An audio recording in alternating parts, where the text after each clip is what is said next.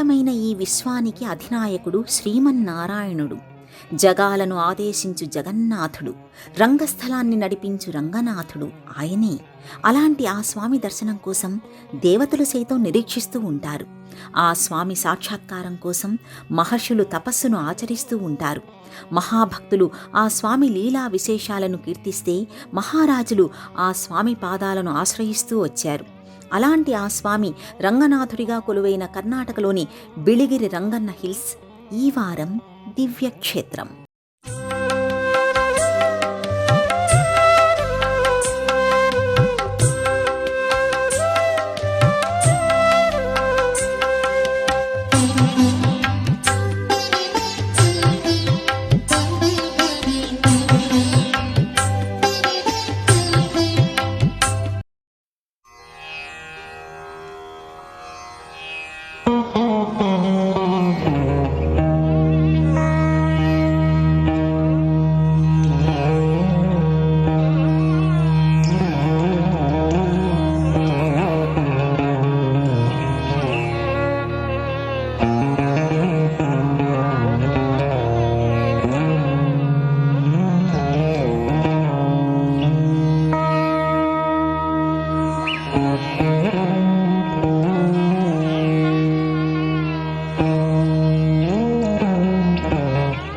శ్రీ మహావిష్ణువు లీలామానుష వేషధారి. లోక కళ్యాణం కోసం ఆ స్వామి అనేక అవతారాలను రూపాలను ధరిస్తూ వచ్చాడు. అనేక నామాలతో పూజించబడుతున్నాడు. అలాంటి ఆ స్వామి రంగనాథుడిగా కొలువైన ప్రదేశాలు దివ్య దేశాలుగా, దివ్యక్షేత్రాలుగా అలరారుతున్నాయి. ఆ జాబితాలోనే మనకు బిళిగిరి రంగనాథ క్షేత్రం ఒకటిగా కనిపిస్తుంది.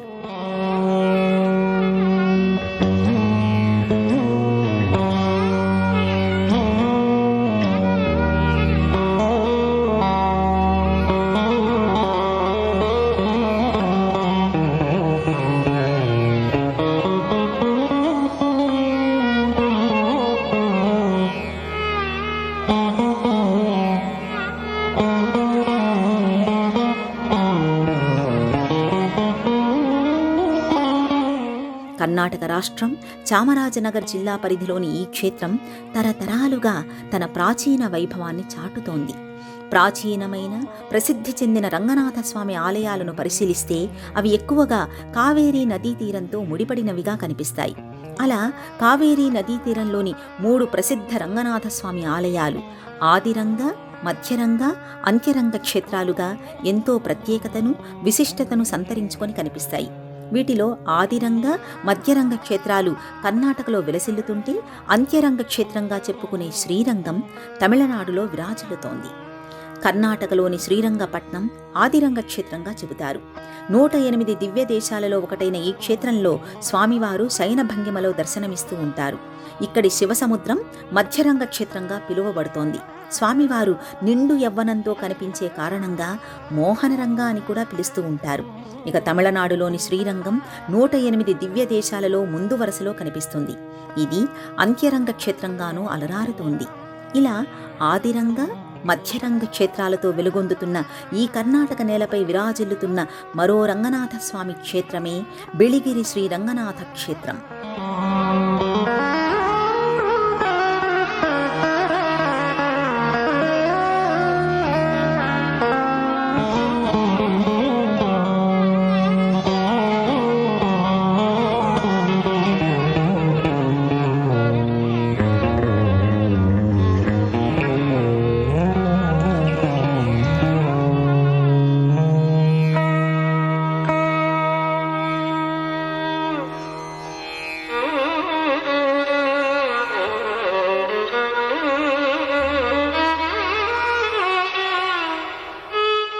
ఇక్కడ పర్వత శ్రేణులలో రంగనాథస్వామి కొలువై ఉన్నాడు. అందువల్లనే ఈ పర్వత శ్రేణులను బిళిగిరి రంగన్న హిల్స్ పేరుతో పిలుచుకుంటూ ఉంటారు. ఆ కొండంత దేవుడి పాదపద్మాల సన్నిధిలో మనసు కుసుమాలను సభక్తికంగా సమర్పిస్తూ ఉంటారు.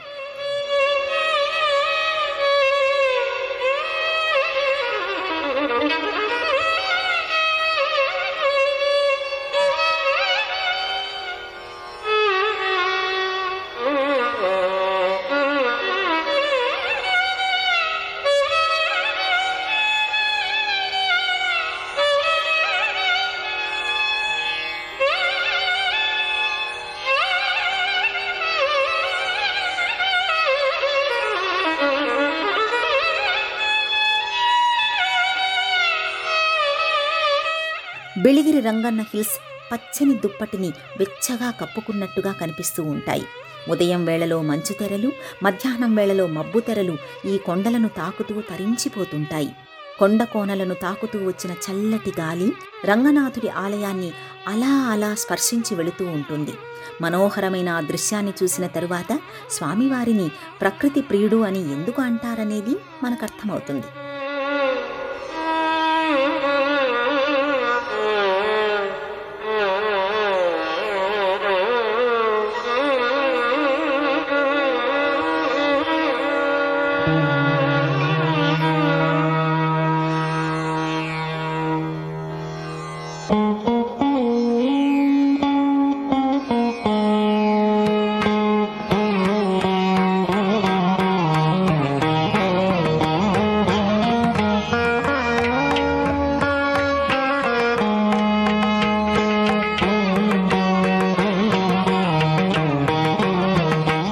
పర్వతాల పడగలపై నుంచి దూకే జలపాతాలు, పచ్చని వనాలు, ఎత్తైన వృక్షాలు, ఆ మధ్యలో నుంచి ఉన్న మెట్ల ద్వారా రంగనాథస్వామి ఆలయానికి చేరుకోవలసి ఉంటుంది. ఆలయానికి వెళ్లే ఇరువైపులా పూజా సామగ్రికి సంబంధించిన దుకాణాలు కనిపిస్తాయి. దాదాపు 150 మెట్ల ద్వారా ప్రధానమైన ఆలయ ప్రాంగణంలోకి అడుగు పెట్టవలసి ఉంటుంది. విశాలమైన బండరాళ్లతో అందంగా తీర్చిదిద్దబడిన రాజగోపురం వివిధ రకాల దేవతామూర్తులచే పొదగబడిన కిరీటంలా కనిపిస్తూ ఆలయ ప్రాచీనతను పరిచయం చేస్తుంది.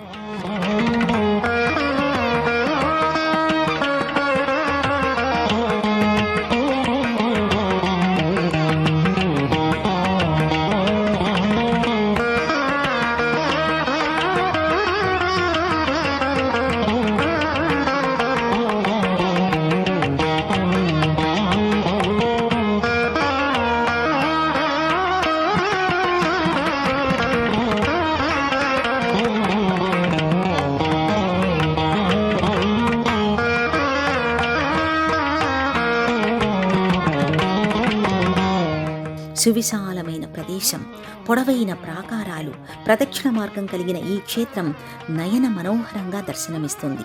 పొడవైన మంటపాలు, ఎత్తైన స్తంభాలు అలనాటి చరిత్రను తమలో నిక్షిప్తం చేసుకున్నట్టుగా కనిపిస్తాయి. మండు వేసవిలో సైతం ఇక్కడి ఆలయం చల్లగా అనిపించడం విశేషం.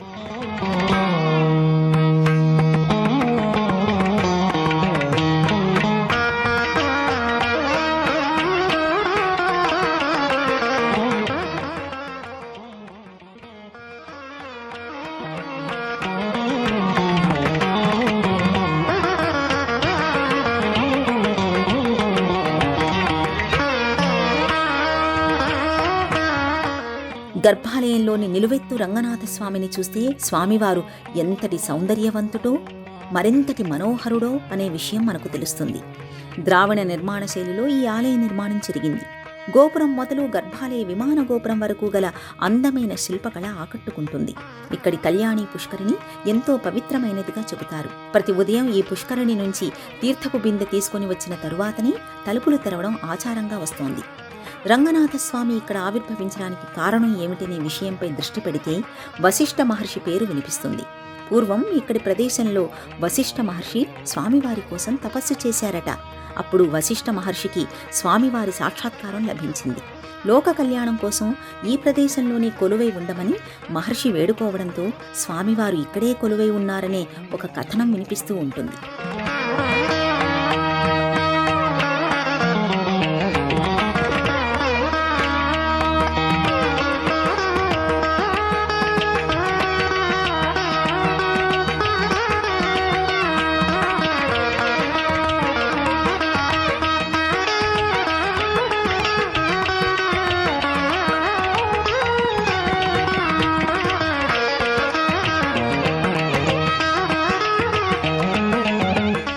ఈ పర్వత శ్రేణులలో వశిష్ఠ మహర్షి అనంతరం రంగనాథస్వామి ఆలనా పాలనా చూసుకున్నది ఇక్కడి కొండజాతి ప్రజలే. ఇక్కడి సోలింగ జాతికి చెందిన గిరిజనులు స్వామిని కనిపెట్టుకుని ఉన్నారు. స్వామివారిని ఈ తెగకి చెందిన యువతి కుసుమబాల ఆరాధించడం, ఆమె పట్ల స్వామివారు అనురాగాన్ని ప్రకటించడం, అర్ధాంగిగా స్వీకరించడం జరిగాయట. అందువలన ఇప్పటికీ ఈ తెగవారు స్వామివారిని తమ ఇంటి అల్లుడిగా భావిస్తూ ఉంటారు. రంగనాథస్వామి కుసుమబాలకు సంబంధించిన అనేక కథలు ఇక్కడి జానపదులు చెప్పుకుంటూ ఉంటారు.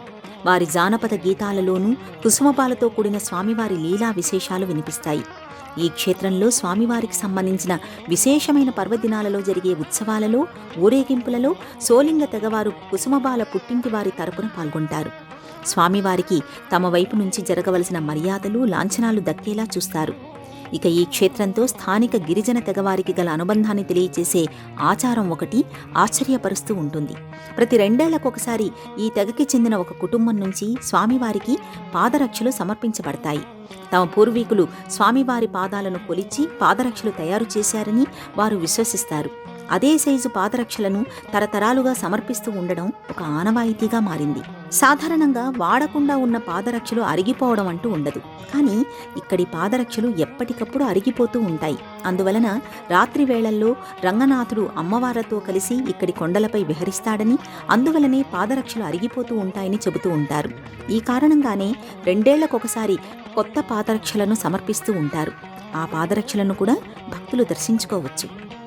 రంగనాథుడి పాదాలు శరణన్న వారిని రక్షించే కరుణామృత మేఘాలు. అవి బ్రహ్మ కడిగిన పాదాలు, విశ్వమంతా ఆశ్రయించవలసిన పాదాలు, మోక్షాన్ని ప్రసాదించే పాదాలు.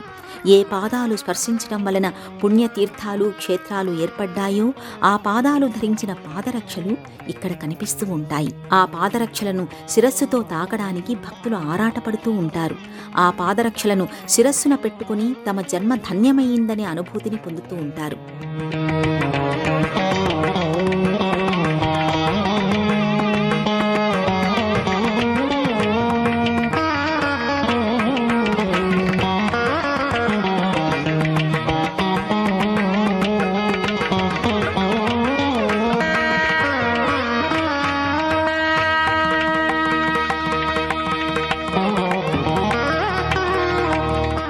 బిళిగిరి రంగన్న హిల్స్కి శ్వేతాద్రి అని పేరు ఉంది.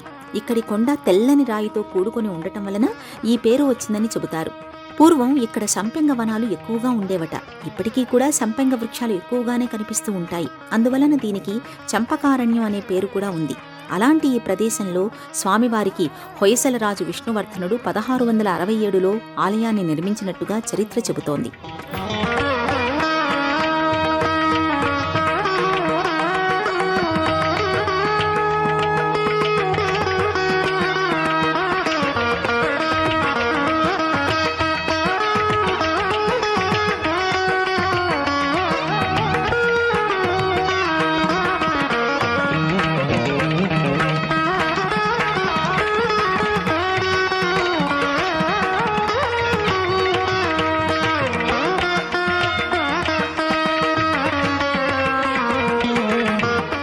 హొయసల రాజులలో మహాపరాక్రమవంతుడిగా విష్ణువర్ధనుడికి పేరు ఉంది. చోళ, చాళుక్య రాజులకి కంటిపై కునుకు లేకుండా చేసిన మహావీరుడిగా ఆయనను గురించి చెబుతూ ఉంటారు. తన విజయానికి గుర్తుగా ఆలయాలను నిర్మించడం ఆయనకు అలవాటు. తలకాడులోని కీర్తినారాయణ, బేలూరులోని విజయనారాయణ ఆలయాలు అలా నిర్మించినవే. అలా ఆయన నిర్మించినదే ఇక్కడి రంగనాథ ఆలయం.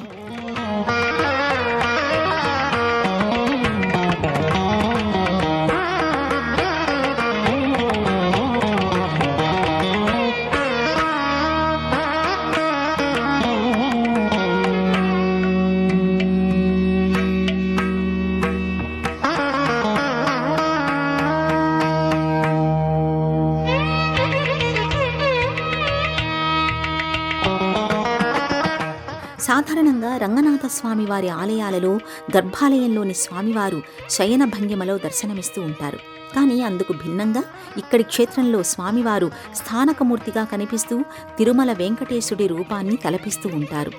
అందువలన ఇక్కడి రంగనాథుణ్ణి వెంకటేశ్వరుడిగా, శ్రీనివాసుడిగా కూడా కొలుస్తూ ఉంటారు. అభిషేకం, అలంకారం అనంతరం స్వామివారి దివ్యమంగళ రూపం నుంచి చూపు తిప్పుకోవడం కష్టమే అవుతుంది. ఇక్కడి స్వామివారు శంఖు చక్రాలతో, కటి వరద హస్తాలతో దర్శనమిస్తూ ఉంటాడు. వివిధ రకాల ఆభరణాలతో, పూలమాలికలతో అలంకరించబడిన స్వామివారి కుదురైన రూపం మనసులు కొల్లగొడుతూ ఉంటుంది. మంత్రముగ్ధులను చేసే ఈ ముద్ర కారణంగానే రంగనాథుణ్ణి వెంకటేశ్వర స్వామిగా కూడా ఆరాధిస్తున్నారేమో అనిపిస్తుంది. వెంకటేశ్వర స్వామివారికి ప్రీతికరమైన సంపెంగ వనాలు ఈ చుట్టూ ఉండడం మరో విశేషం.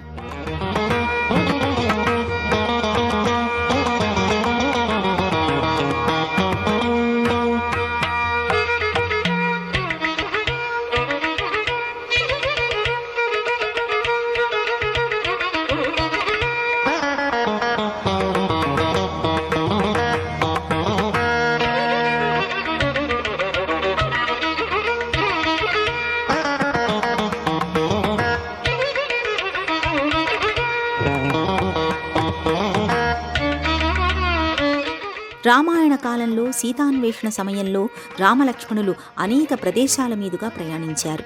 అనేక క్షేత్రాలను దర్శించారు. అలా వారు ఈ ప్రదేశానికి చేరుకుని ఇక్కడి స్వామివారిని దర్శించారని అంటారు. నమ్మాళ్వారు, రామానుజుల వారు సైతం ఇక్కడి స్వామివారిని సేవించినట్టుగా స్థల పురాణం చెబుతోంది. ఈ ప్రాంతాన్ని పాలించిన అనేక రాజవంశీకులు ఆలయ అభివృద్ధికి తమ వంతు కృషి చేస్తూ వచ్చారు.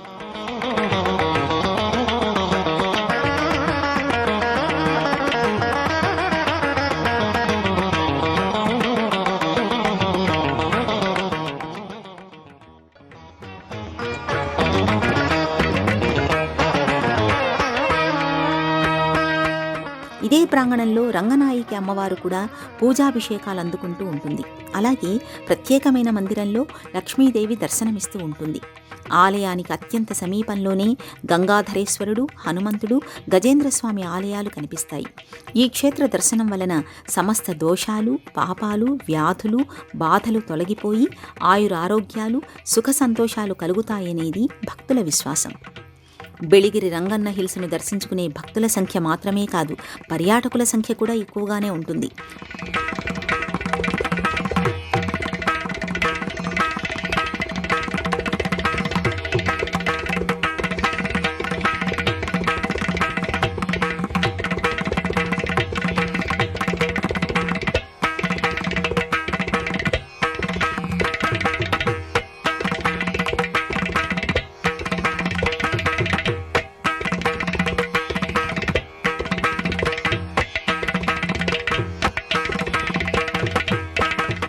పర్వత శ్రేణులు, వాటి మధ్యలో ప్రవహించే కపిల, కావేరీ నదులు మనోఫలకంపై చెరగని ముద్ర వేస్తాయి. ఇది వన్యప్రాణుల అభయారణ్య ప్రాంతం. ఎన్నో మృగాలు, జంతువులు, పక్షులు ఇక్కడి అడవికి అందాన్ని తెస్తూ ఉంటాయి. ఒకవైపున పర్వతాలు, మరోవైపున నదులు. అటు ట్రెక్కింగ్ చేయడానికి, ఇటు బోట్ రైడింగ్, రివర్ రాఫ్టింగ్ చేయడానికి అనుకూలమైన ప్రాంతం ఇది. అందువలన సెలవు రోజులలో ఈ ప్రదేశానికి చేరుకునే పర్యాటకుల సంఖ్య ఎక్కువగా ఉంటుంది. ఒకవైపున ఆధ్యాత్మిక కేంద్రంగా, మరోవైపున పర్యాటక ప్రదేశంగా ప్రసిద్ధి చెందటం వలన ఇక్కడి వాతావరణం ఎప్పుడూ సందడిగానే కనిపిస్తూ ఉంటుంది. ఒకవైపున మనసు దోచే రంగనాథుడు, మరోవైపున హృదయానికి హత్తుకునే రమణీయమైన ప్రకృతి. ఈ రెండూ కలిసి చిరకాలం ఉండిపోయే జ్ఞాపకాలను చిరునవ్వుతో అందిస్తాయి. అలాంటి ఈ క్షేత్రంలో అనునిత్యం ఉదయం 6 గంటలకి ఆలయం తలుపులు తెరుస్తారు. అభిషేకాలు, అలంకారాలు, అర్చనలు, దర్శనాలు జరుగుతూ వెళతాయి. నైవేద్యం అనంతరం మధ్యాహ్నం 2 గంటలకు తలుపులు మోస్తారు. తిరిగి సాయంత్రం 4 గంటల నుంచి 8 గంటల వరకు దర్శనాలు కొనసాగుతాయి.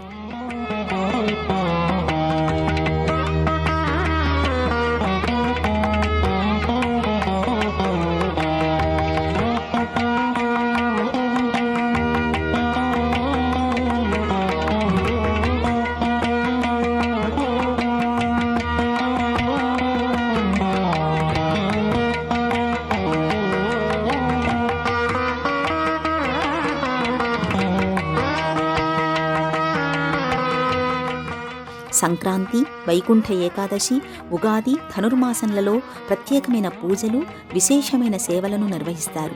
ప్రతి ఏడాది ఏప్రిల్, మే మాసాలలో 9 రోజుల పాటు బ్రహ్మోత్సవాలను నిర్వహిస్తారు.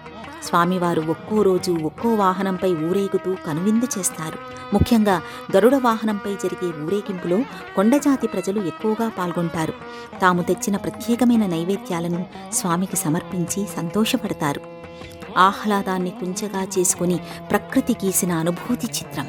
పచ్చని కొండలపై కోనేటి రాయుడు కొలువైన క్షేత్రం, పురాణకాలం నాటి పుణ్యస్థలం, హొయసల రాజుల భక్తి శ్రద్ధలను చాటే చారిత్రక ప్రదేశం, జానపదులతో కలిసిపోయి రంగనాథుడు చేసిన లీలా విశేషం ఈ ప్రదేశం. అలాంటి ఈ దివ్యక్షేత్రాన్ని దర్శించడానికి ఒళ్ళంతా కళ్ళు చేసుకోవాలి, కళ్ళన్నింటినీ మనసులుగా మార్చుకోవాలి.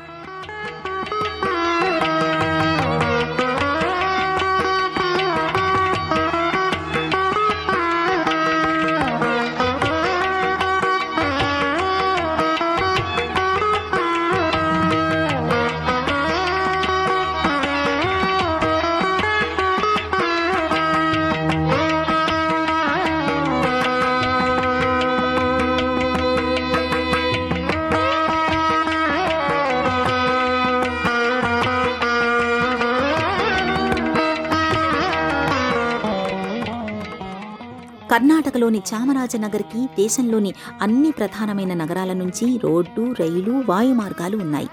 చామరాజనగర్ రైల్వే స్టేషన్ నుంచి స్థానిక వాహనాలలో బిళిగిరి రంగన్న హిల్స్కి చేరుకోవచ్చు.